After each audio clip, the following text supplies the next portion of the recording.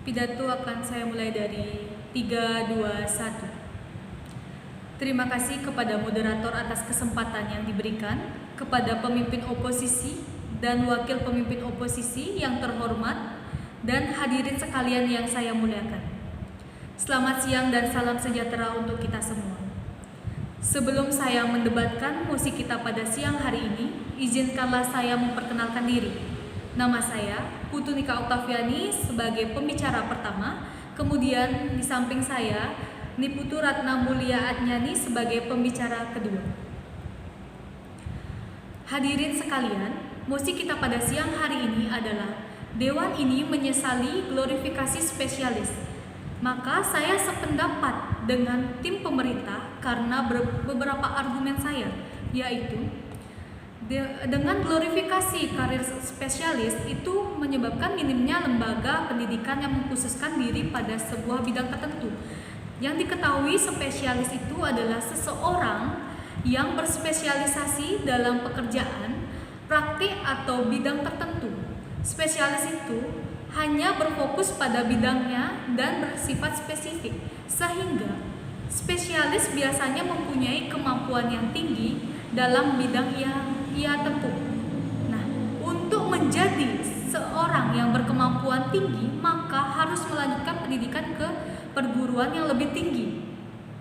Jika adanya glorifikasi spesialis, maka seseorang akan diharuskan untuk memiliki pendidikan dalam bidang spesialis. Dengan keadaan seperti ini, tidak semua perguruan tinggi itu mempunyai akses untuk bidang spesialis tertentu. Nah, diketahui hanya ada beberapa saja perguruan tinggi yang mempunyai akses spesialis. Hal ini sangat berdampak negatif pada masyarakat yang tidak mempunyai banyak biaya untuk melanjutkan pendidikannya. Kemudian, yang kedua yaitu dengan adanya glorifikasi karir spesialis itu membutuhkan banyaknya biaya.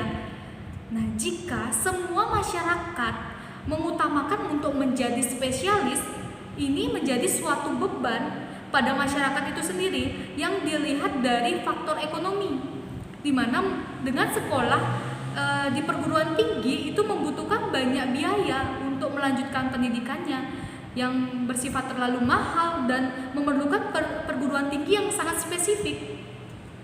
Kemudian dilihat dari dunia yang dinamis, di mana yang berubah-ubah itu juga bisa dilihat dari jika semua masyarakat itu memiliki spesifikasi menjadi spesialis saja, maka ini akan berdampak pada di masa mendatang. Jika spesialis tidak dibutuhkan lagi dan seseorang spesialis itu hanya memiliki satu keahlian saja, maka ini sangat berdampak pada spesialis tidak bisa bekerja kembali karena mereka hanya mempunyai satu jalur saja untuk bisa mendapatkan suatu pekerjaan.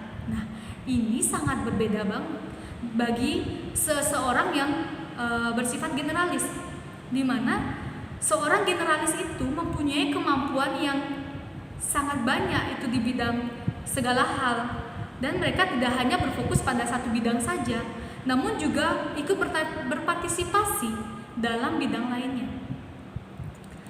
Dan seorang generalis ini dapat mempunyai pandangan dan pengetahuan yang luas tentang berbagai hal. Hal ini sangatlah menguntungkan ketika terdapat permasalahan yang berkaitan dalam berbagai banyak bidang. Seseorang generalis itu dapat lebih mempunyai kemampuan untuk memvisualisasikan gambaran besar pada suatu pekerjaannya, di mana dilihat dari tuntutan serba bisa di era saat ini, membuat generalis itu mempunyai keuntungan yang sangat besar. Generalis itu dapat dengan mudah untuk dipindahkan dari bidang satu ke bidang yang lainnya. Dan tidak hanya itu, generalis itu juga mempunyai karir yang lebih fleksibel dan mempunyai cakupan yang lebih luas, tidak seperti seorang spesialis. Kemudian bisa dilihat dari yang ketiga, yaitu glorifikasi. Glorifikasi akan itu berdampak pada dunia pekerjaan, di mana dengan glorifikasi spesialis ini diperkirakan dari pemimpin pemerintah itu sangat menguntungkan karena bisa mendapatkan hasil keuntungannya lebih banyak dari karir generalis yang dipercaya, yang mempunyai banyak kemampuan yang sangat tinggi dan membuat penghasilan perusahaan mungkin semakin meningkat. Hal yang diperkirakan dari pemimpin perusahaan ini sangatlah buruk, dan ini bisa dikatakan sangat buruk jika dilakukan, karena akan berdampak pada generalis yang semakin susah untuk mendapatkan suatu pekerjaan dan selalu bisa menyampingkan seorang generalis. Maka saya sependapat dengan tim pemerintah, karena menjadi seorang spesialis itu harus memiliki spesifikasi yang tinggi sehingga memerlukan banyak biaya untuk melanjutkan pendidikannya dan bisa berakibat buruk pada dunia pekerjaan bagi generalis. Maka sekian dari argumen saya dan akan diperkuat oleh pembicara kedua. Terima kasih.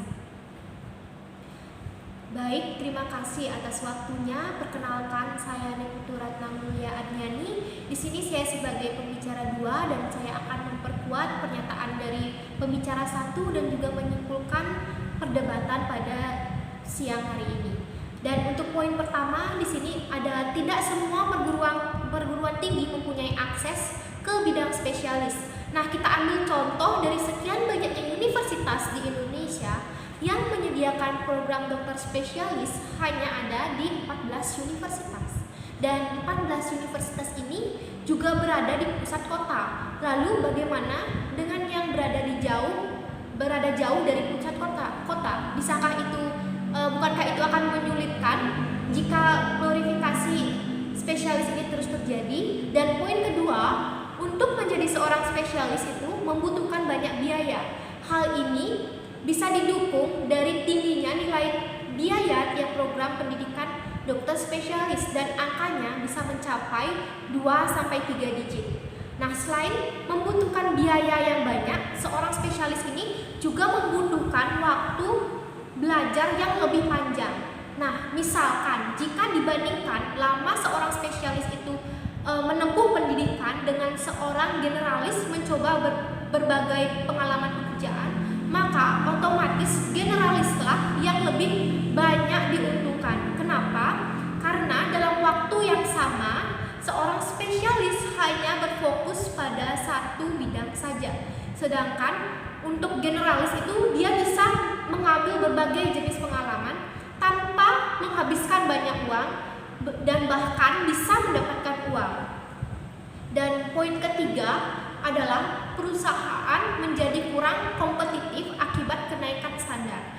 Nah, di mana karena banyaknya spesialis, maka otomatis perusahaan itu akan menaikkan standarnya saat mencari karyawan untuk bekerja di perusahaan tersebut yang bertujuan untuk mendapatkan karyawan yang memiliki spesialisasi tertentu. Nah, untuk orang-orang yang tidak memiliki kesempatan, baik itu karena kurangnya biaya ataupun keterbatasan umur, akan sulit untuk mendapatkan pekerjaan. Sehingga banyak generalis yang mau tidak mau akan menganggur akibat tidak mendapatkan lapangan pekerjaan yang sudah diisi oleh orang-orang spesialis. Padahal tidak menutup kemungkinan bahwa orang-orang generalis ini juga memiliki kemampuan yang memadai untuk bekerja di perusahaan itu. Namun karena memang kurangnya kesempatan dan kendala biaya yang ada, maka mereka terpaksa menjadi pengangguran. Nah, karena pengangguran ini juga akan dapat menurunkan produktivitas dari seseorang.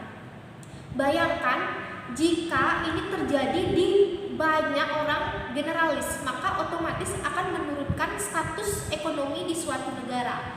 Nah, selain itu, karena suatu perusahaan sudah diisi oleh banyak spesialis, maka perusahaan akan menjadi tidak berkembang akibat tidak adanya kompetitor. Nah, sebenarnya seorang generalis ini memiliki cakupan wawasan yang lebih luas dan cenderung mempelajari berbagai keterampilan yang mungkin berlaku di berbagai bidang. Nah, jika di perusahaan, generalis ini dapat sangat bermanfaat karena memiliki berbagai keterampilan yang mereka miliki. Nah, jika dibandingkan dengan spesialis, mereka lebih fokus, mereka memiliki fokus yang lebih sempit dan keterampilan ahli di bidang tertentu saja. Nah, karena hanya memiliki fokus yang sempit, inilah menyebabkan perusahaan menjadi kurang berkembang, bahkan akan menjadi bangkrut.